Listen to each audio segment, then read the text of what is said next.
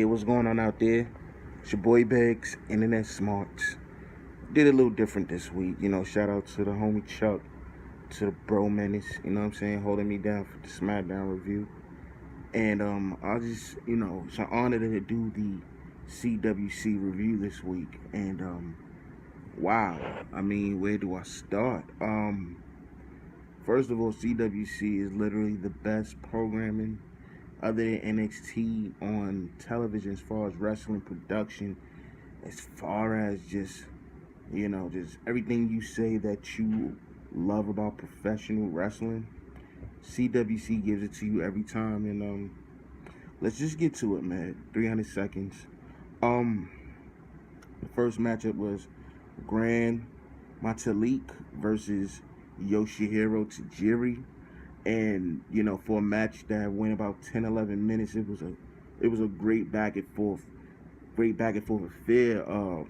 Grand is just he's a dope wrestler. Like, he has the ground game, he has the aerial attack, he has the kicks. He's literally, to me, one of the best overall wrestlers in the tournament still. Tajiri, on the other hand, is a great wrestler. And if you watch Tajiri long enough, you've seen that over the years, from ECW to WWE, and left and came back for the tournament. You could tell that over the years he's expanded his already elite skill set. Tajiri was he was all about kicks, sometimes flips, but his buzzsaw mentality to try to run straight through you was always on display. So to see Tajiri still putting on great matches after all these years is a testament to him. He's one of the best. He's one of the best from Japan to do it. That's just no debating that. Grand won with the Metalik driver. Like, it's a Michinoku type driver. I just called it the Scoop Slam driver. But when I heard Daniel Bryan call it the Metalik driver, I said, yeah, it makes sense. I honestly think that he's going to go to the final 8 or the final 4. I think he has a great future. He's definitely going to be one of those cruiserweights who was signed to a contract. Tajiri, this might be his last run, but he put on why he's one of the best. Let's just move on to... Yeah, we're going right to the main event, man. Kota Ibushi versus Cedric Alexander. Yo, this was literally like one of the best matches of the year. By far, definitely a match of the year candidate, but it was one of the best matches I've seen in a while that was not a part of the main roster. That was still on WWE programming.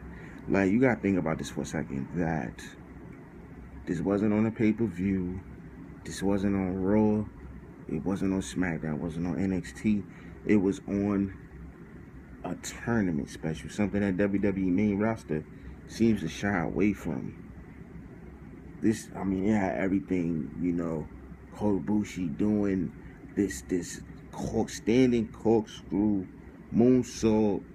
It was just like, wow. And then he went for this type of dive where he would run off the rope, jump over the top to the second turnbuckle, and do like a moonsault and Cedric move. Ran back into the ring, and then did his own, like, Sami Zayn style dive over the top rope. And then you had Cedric Alexander, who was literally giving this guy the business as well. Kicks, and he was just sharp, bro. This back elbow that I thought literally knocked the living shit out of Kota Ibushi, bro. Like, oh my God. But to sum up the match, you really have to go and watch for yourself. Just take 20-25 minutes out of your time. Go on the network. The network is free for a month, man. I'm not helping these guys make money, but let's just keep it real, bro.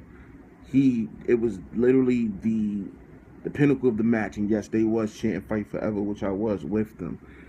Cedric Alexander did a brain buster, went for the pin, got a 2 count, jumped up in disbelief.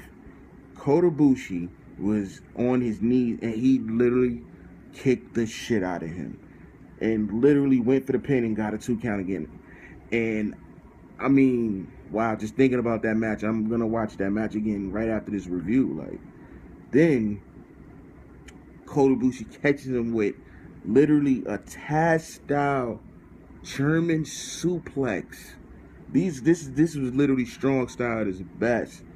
Jumped up, gave him a roundhouse kick that knocked the hell out of Cedric. Then hit him with Mortal Cole's the Golden Star Power Bomb. Whew! That's one of the best power bombs in professional wrestling, bro. I mean, it summed up everything that you say you love about wrestling. I didn't see not one bad thing with that match. That was literally 5 stars. I haven't called a match a 5-star match, to be honest with y'all, since Triple H versus The Undertaker in Hell in a Cell at WrestleMania with Shawn Michaels as the referee. Yeah, that's the last time I said this was literally the perfect match. These two had the perfect match, and it was only the second round of the tournament. But the best part of the match, though, this is what I love about Full Sail. The crowd started chanting, "Thank you, Cedric," and "Please sign Cedric." And then Triple H, who's always been this innovator, comes from behind the curtain, which I really believe was not planned.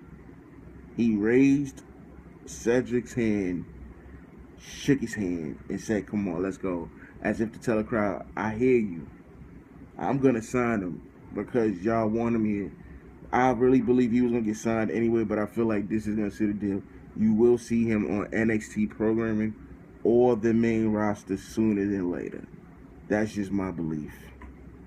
I know I went over 300 seconds, but this is just a match, and this episode, the second round, must-see TV, yo. Thank you to everybody. Follow the IG, InternetSmarks.